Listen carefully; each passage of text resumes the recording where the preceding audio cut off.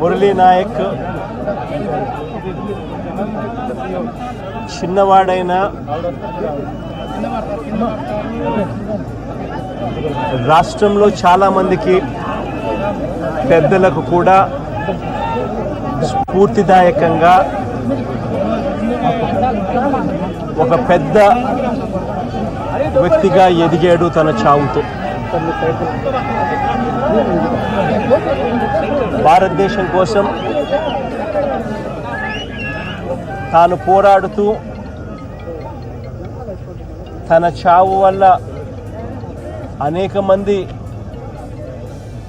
మిగిలిన అన్నదమ్ములు అక్కచెల్లెమ్మలకు రక్షణిస్తూ తాను ప్రాణాలు కోల్పోయాడు. అలాంటి మురళిని తేడమైతే వెనక్కి తాలేము,